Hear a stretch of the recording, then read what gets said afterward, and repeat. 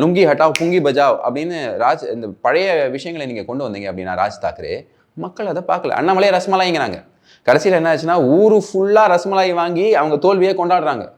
அகந்தை கூடாது. அதே மாதிரி இந்த உத்தவ் தாக்கரேயோட பையன் பெங்குயின்னு பேர் வச்சிருக்காங்க. அந்த ஆள் பேர், அதாவது பேசுறதும் அப்படி தான் பேசுவோம். ஹட்டோ ஹட்டோ ஹட்டோ ஹட்டோ அப்படின்னு பேசுவார்.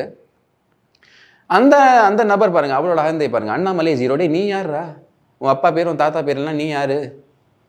ஸோ இந்த மாதிரி ஆதித்ய தாக்கரே அவர் பேர். ஸோ அந்த மாதிரி ஆட்களோட அந்த அகந்தையை மக்கள் வந்து புறக்கணிச்சிட்டாங்க. இப்போ அண்ணாமலை பாருங்க, ஒரு தமிழன், அவர் போறாரு, போய் அங்கே இருக்கக்கூடிய தமிழ் பேசக்கூடிய மக்கள்கிட்ட பிரச்சாரம் பண்ணுறாரு, ஹிந்தியில் பேசுறதுக்கு முயற்சி பண்ணுறாரு. ஸோ இந்த முயற்சி தான் அங்கே இருக்கக்கூடிய மெட்ரோபாலிஸில் தேவை. எல்லாரையும் ஒன்று சேர்க்கக்கூடிய முயற்சி. பிரிக்கிறதையும் மக்கள் ஏற்றுக்க மாட்டாங்க. அது ஒரு மெட்ரோபாலிஸ் மட்டும் கிடையாது, ஒரு மெகலோபாலிஸ். எல்லா ஊர்லேருந்தும் மக்கள் வாழக்கூடிய ஒரு இடம். நீ மறுபடியும் இந்த பிரிவினை பேசிகிட்டு இருந்தேன்னா, செப்பரேட்டிசம் பேசிகிட்டு இருந்தால் மக்கள் எப்படி ஏற்றுப்பாங்க? எல்லாம் கும்பலாக போய் பிஜேபிக்கு குத்திப்பாங்க.